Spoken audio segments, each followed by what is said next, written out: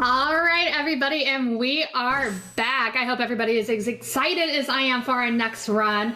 We have Bloodstained Curse of the Moon 2 by TheBlacktastic. And I want to give a huge shout out to everybody in chat. Thank you so much. We hit the $500 incentive to upgrade to Legend Hunter. So without any further ado, I'm going to go ahead and kick it on over to you. Good luck and have fun. Thank you, Mirnay. How's it going, everybody? My name is TheBlacktastic. You can just call me Bobby, and this is going to be Bloodstained Curse of the Moon 2. We're actually going to be playing this on the PC, but this is available pretty much on every contemporary console that's out there, so let's dive a little bit on in. And again, we did hit $500 for the Legend Hunter incentive. I don't know if I'm going to be personally excited after this playthrough, but this is considered to be the hardest difficulty in Bloodstained Curse of the Moon 2, actually added a little bit after the fact that this was released. So we're going on episode 1, we're going on ultimate mode, we're going to the legend status. Enemies respawn off screen, one character dying counts as all characters dying, extremely difficult, yada yada. Hopefully we don't die. Not recommended for first time players. Good thing I'm playing this for the first time, right?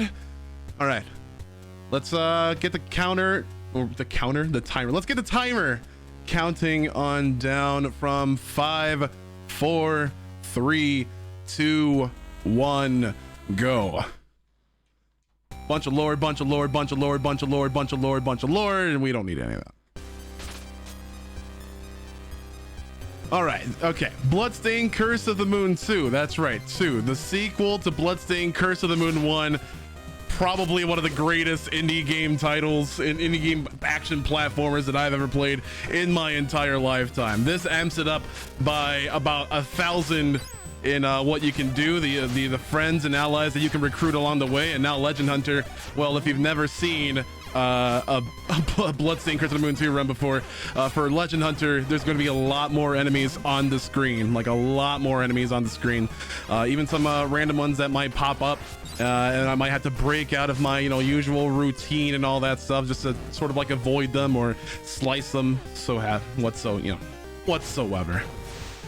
So you're gonna be seeing a lot of these obstacles, and if I do have any allies recruited along the way, they actually don't really matter all that much when it comes to Zangetsu dying, because, well, you kind of got to take the fall as a team. So the life system is actually a life system in this game. Ooh, almost got by the random zombie popping on up on that short platform right there. Like, just a lot of things that you gotta take heed of. Oh, random ghost spawn right there. Like, you don't know, they're gonna come out to get you. This is the spooky season. Oh my lord. But we'll also get into a little bit of what pieces together the ultimate episode 1, all that stuff a little bit on later. Coming up right now is our first boss, as you can see in the background right there. Yep, that's the Drago symbiote, which is like half dragon, half platypus. It does have a platypus tail. I'm not, look at it, it has a platypus tail. Half dragon, half platypus. All bloodstained boss. So we have a little bit of extra things along the way, like we have the armor piercing charge slash. We have a 3-hit combo for ultimate mode, and a whole bunch more things like this 3-piece attack. We got a lot of attack cancels and all that stuff. Oh, we were just about to kill that thing, but this person right here just managed to steal the final blow from us. Who could she be? I wonder. If you've played Ritual of the Night, don't even correlate that Dominique to this Dominique. They are members of the church, but they do have varying intentions.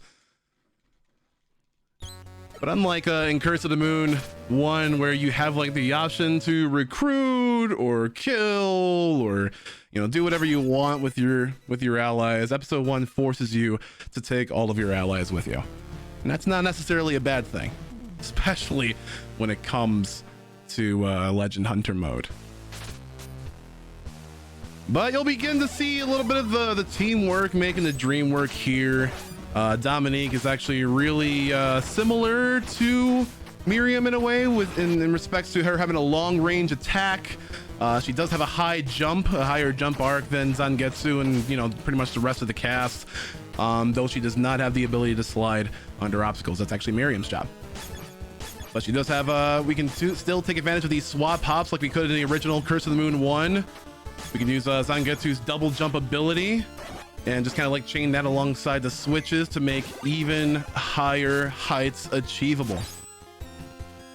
So yeah, ultimate mode. Ultimate mode pretty much outfits Zangetsu with a whole array of special abilities like you've been seeing us kind of like display. Like you're just going to be seeing him pretty much like 85-90% of the time for screen time. Like he is Katana Daddy. That's just literally how it is. But he does have the run, he does have the double jump, the crescent slash, the charge slash, and a whole bunch more mechanics. But it's not like you're gonna be, you know, seeing him solo. Again, teamwork does make the dream work. The next two allies that will recruit also have their use, and also maybe the cutest things that might have graced the Bloodstained universe in the respect of a corgi. That's right, a corgi in a mech, but more on him later. More on him later. We're actually going to be coming up to this weapon up, so that increases our weapon points by 10, and we'll actually be needing that and every bit of weapon points, especially later on in the campaign. Making sure that I'm at a nat 30 for this next boss. The name is Lubius. And I can only begin to describe what this thing is. But you inhale so many toxic fumes that you go a little bit, you know, a little bit loopy. And you're like, what? Is that a cat girl on a throne of butterflies? Better kill her, I guess.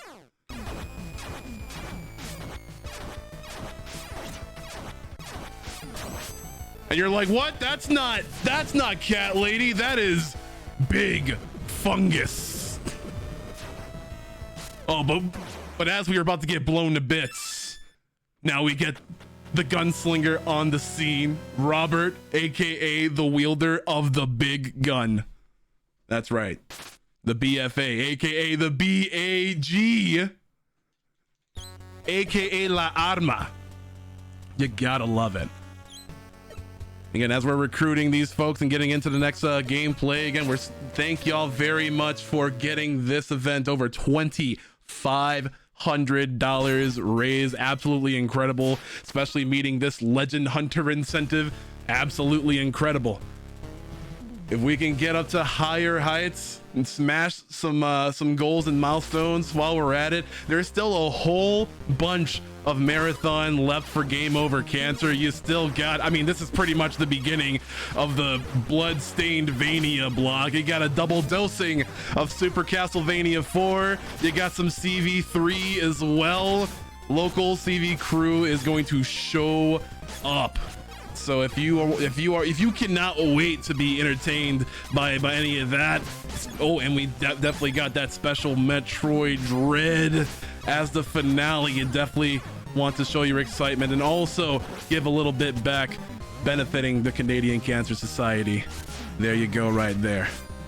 But more about the game. I mean, more about the game. This is level 3. This is probably like the prettiest level, I think. Like you get extreme like Ninja Gaiden 2 vibes with this, you know, even like NES Batman vibes with this color palette, and you get a whole bunch of flopping fish and random Medusa heads, or I'm sorry, Dula Hammer heads that are in the way. Oh, and that's a little bit of a slowdown. I do not know what's going on with this Bloodstained today. Slowdown in my Bloodstained game? What am I playing on? PlayStation 1? All right, do a little bit of yeehaw. Love that room when done correctly. Love that room when done correctly. Again, you're just gonna be seeing a lot of running and jumping and slicing. The ultimate Zangetsu's charge slash deals a lot of damage, some heavy damage. Actually nearly almost twice as much damage as you would a ball and chain, but we actually discarded the ball and chain, swapped it up for the Demon Essence, one of the more fun weapon upgrades in this in Bloodstained Curse of the Moon 2. And you're gonna see why. This absolutely decimates a whole bunch of bosses. and you're going to be seeing that in prime form.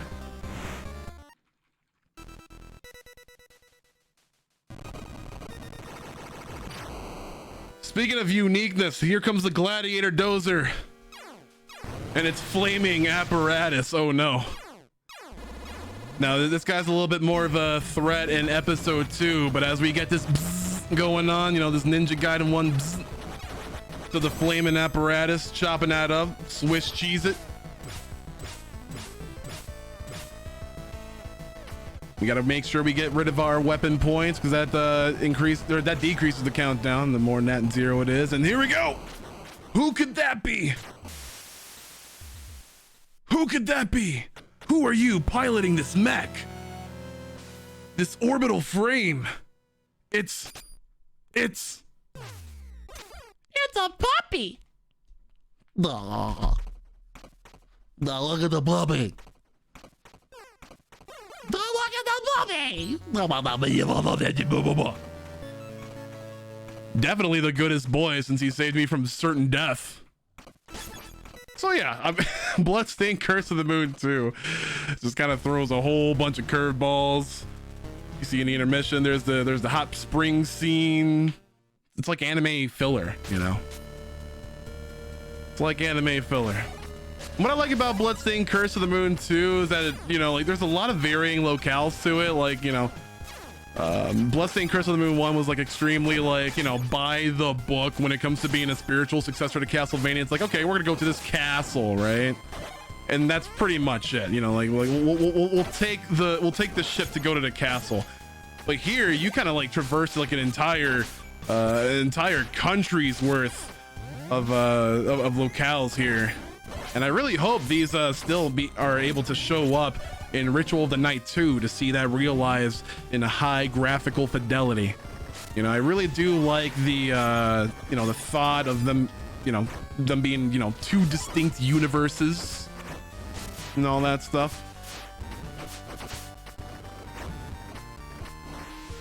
But I still want to see, like, you know, the type of locales, you know, realized, because these are really Inti Creates, I feel like was given a lot more creative freedom this time around, with like, you know, like the boss designs and the levels and all that stuff. Like it's really an adventure. Again, this is a spiritual successor to Castlevania 3. Teamwork makes the dream work. You can use their abilities to unlock secret passageways and make the stages extremely short.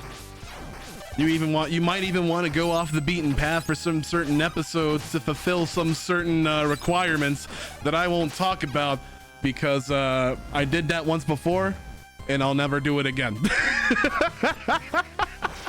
Like the episode 2 speed run is technically bad ending because you don't get like the requirements, you don't get the required items, and I might be babbling on here, but what I mean to talk about is the breadth and variety of Bloodstained Curse of the Moon 2 categories around here. Like Ultimate is just the tip of the iceberg.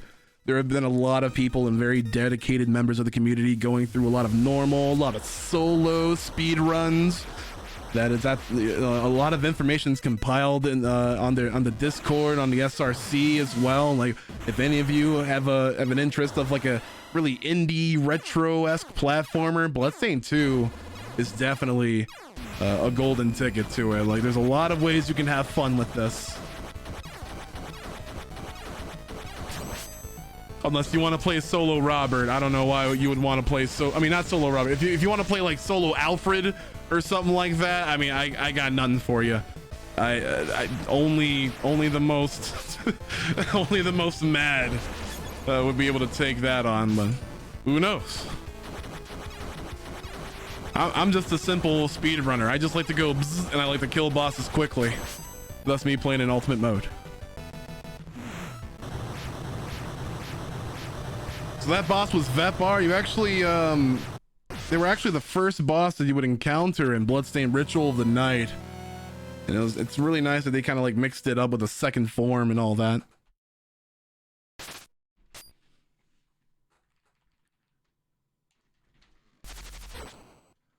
All right, so we got some plot right here. You pick up the Soul Eraser, and this is what's supposed to give Zangetsu the upgraded abilities.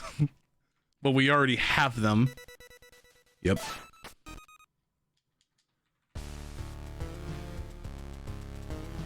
Yeah, even the sub weapons are upgraded as well. For ultimate, you get all of it. You don't really have to, you know, go through any of it, but you get an improved sub weaponry across the board, and obviously that's what makes the demon essence absolutely incredible for cutting down bosses. It's super powerful. We got the random wares. Whew. I think I jumped in time. Yeah, stage 5 is where it becomes a little bit more BS with the stuff that they throw at you. Ooh, nice double stack there. You can get double stacks in there. But you get the random wares, you get random ghosts and ghasts and specters and all that. Ay, Dios mío.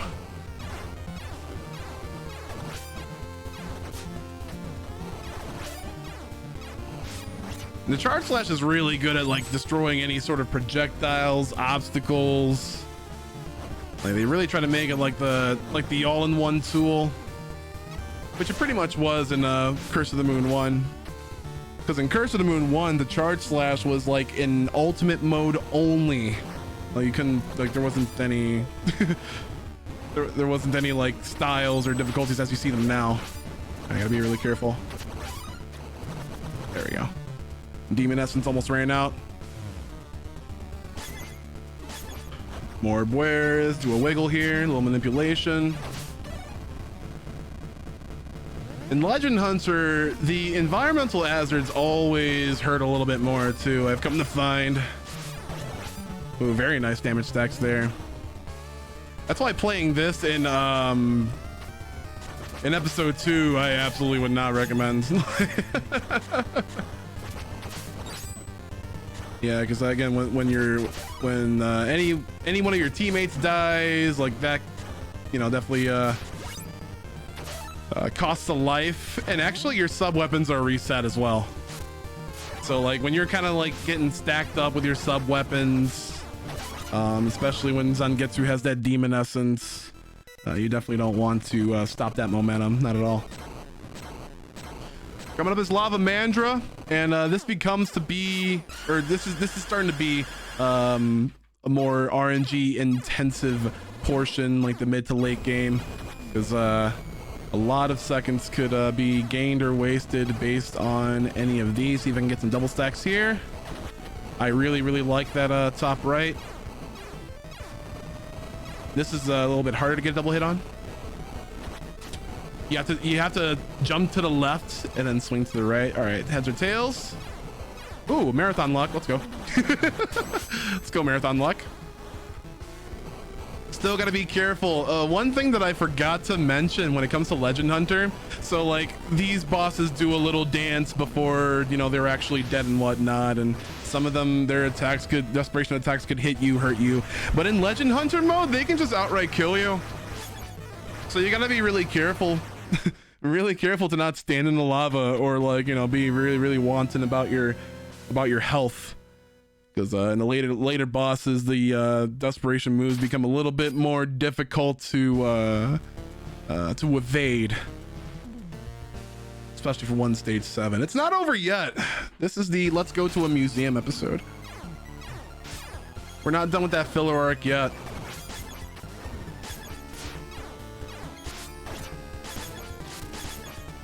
All right, and then this is a room that I've been practicing because, like, I don't like this segment at all. Yeah, this room right here. And there's some slowdown again. Well, okay. Weird, but we'll roll with it. Just another one of those Legend Hunter mode things. Shout outs to Japanese runner Bane for suggesting that strategy of just grabbing it from under. It actually saves a lot of time and frustration, especially in Legend Hunter. Well, I forgot what I was gonna do. There's a lot of ways to do a climb up there using your teammates and all that stuff. I'm like, what's the best one? You know, what's the most optimal? We're getting actual ninjas throwing their ninja stars and all that stuff. And usually you would do a certain thing right here, but that thing is in the way. So you gotta bag it up a little bit. Again, Legend Hunter just like throws everything at you seemingly. With, you know, holding no quarter for the...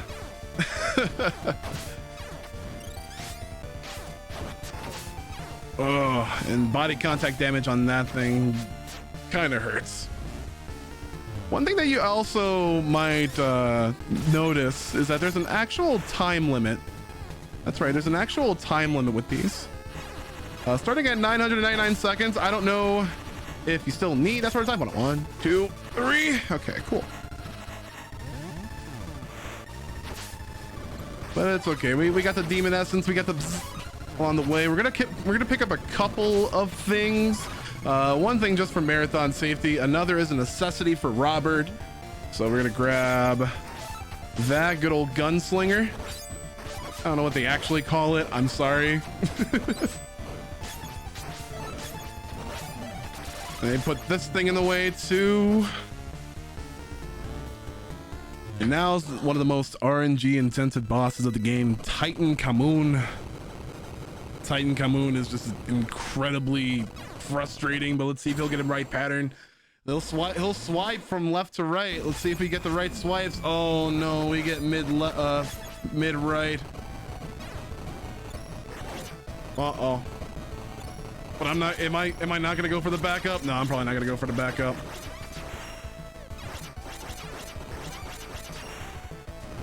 No, we're not going for the backup. Whoa! Okay. The rapid scarf. I like gunslinger mode. It's more funner. There we go. All right, after that RNG fest, we got 2 more.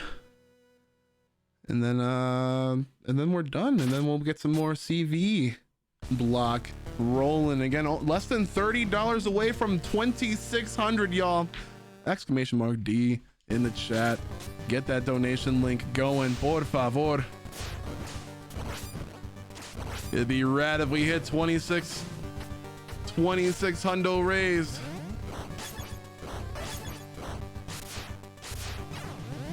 All right, one other thing that we can pick up is the armor. It actually decreases all the damage that we take by 1. Which is still a lot. Bounce and bounce. All right, here comes an RNG intensive room. Let's hope we don't mess it up, but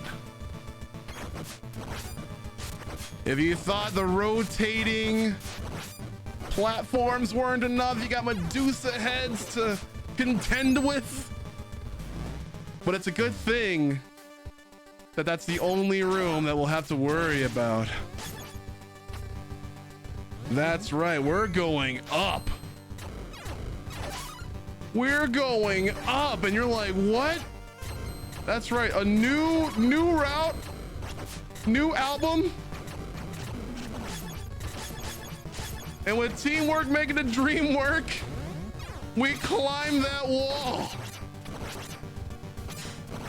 Again, shout outs to this Bloodstained Curse of the Moon 2 community, ever more helpful in devising routes and stuff.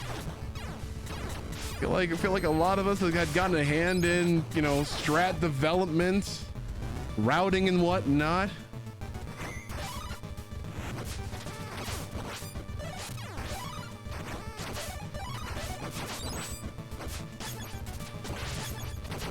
There we go. The RNG fest doesn't necessarily end here. There is one more boss we gotta take care of. It might be a familiar face to some. Can you guess who it might be?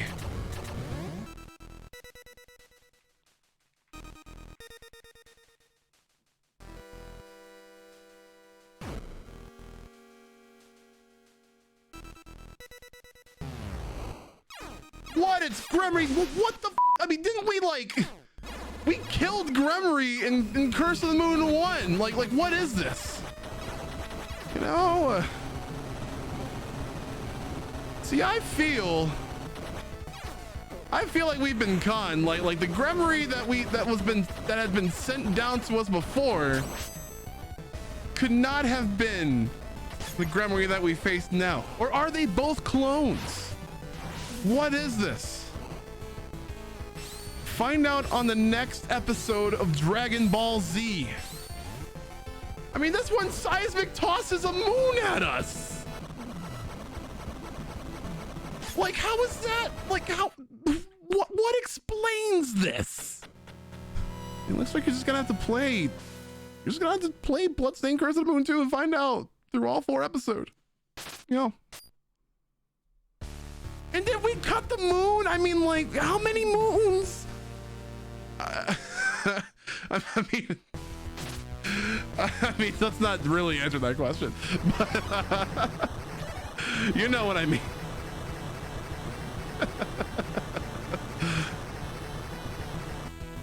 All right, final boss.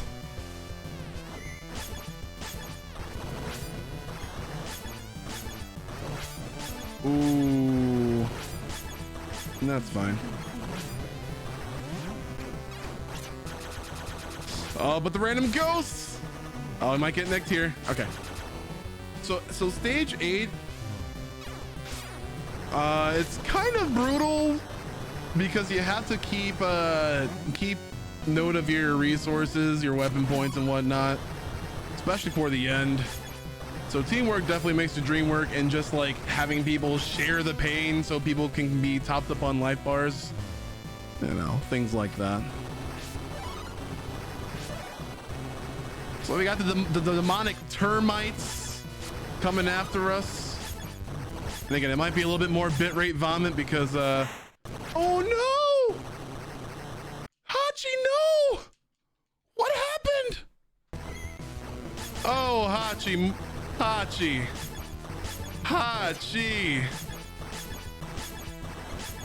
That changes things a little bit. Legend Hunter, the hardest difficulty. How could I forget?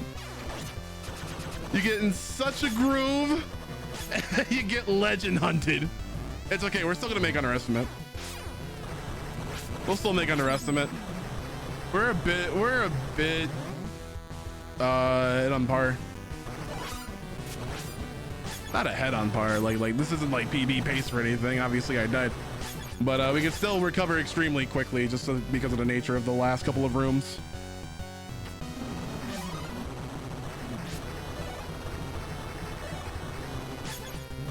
Now, what shocks me is that, wow, we got set back a bit.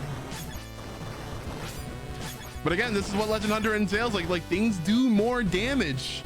You know, if I didn't pick up that little heart refresh, oh no, this becomes a bit of a fest. This becomes a bit of a fest because I don't have the what you call it. Uh-oh. Help! I don't have the Lacard spear. It's okay. It's all right. I believe we'll get the Lacard spear. You know, can we search for it real quick? Uh-oh. All right, there it goes. All right. Hey, still underestimate. Hey. You'll see. You'll all see. All right. Because when we do climb 2, it's gonna be a bit of a different story. Look at that. Slightly walk over here. Like it's arm day. Doing all the heavy lifting. All right, we need to do a little bit of sleuthing. Right, so if you drop down here, there's a secret cache. So we're actually gonna be picking that up. And let's see if we can't go for. All right. So I activated a little bit of the demon essence, but swapped over to the magic charm and see if we're gonna see if we can pull off the one cycle to phase 1.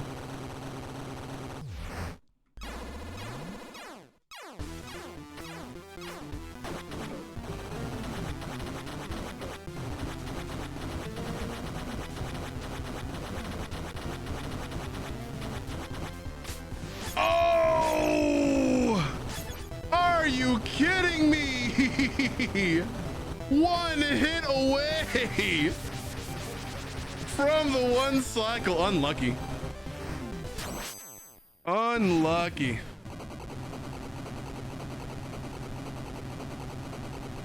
Well, I've been only able to pull that off like thrice or maybe 4 times, but okay, now it's gonna be a little bit more difficult because we're gonna have to do 21 weapon strats, but Robert kind of steals the show here. Well, let us see.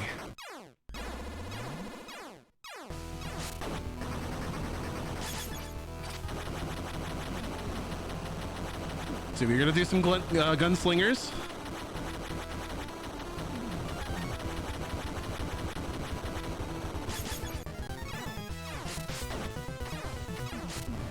Oh no. No. All right, well, we gotta swap to someone where. Oh no.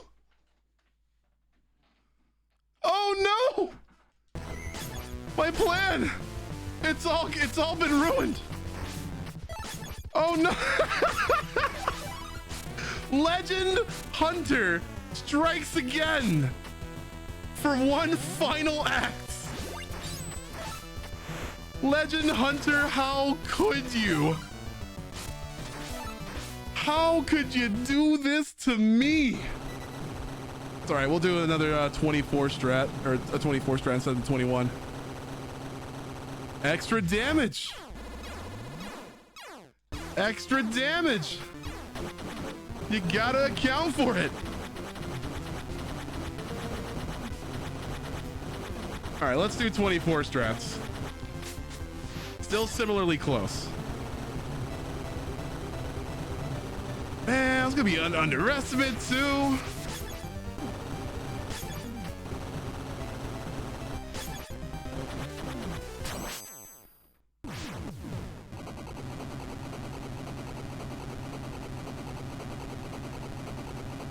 Now there's like the other thing where like Robert got hit accidentally. So I gotta make a power play here. But after this, it's even more hard games because you got double dose of Super Castlevania 4.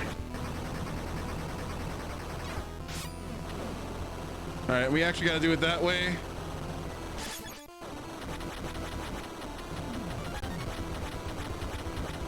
Yeah, if Robert would have taken a hit there, it would have been done, so. So you gotta see this.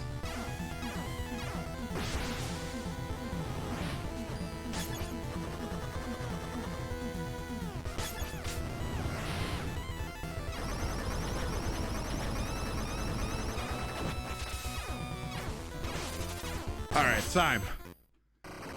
The Katana Daddy has done it. Well, with a little help from all his friends. There we go. Ooh, Legend Hunter is incredibly difficult.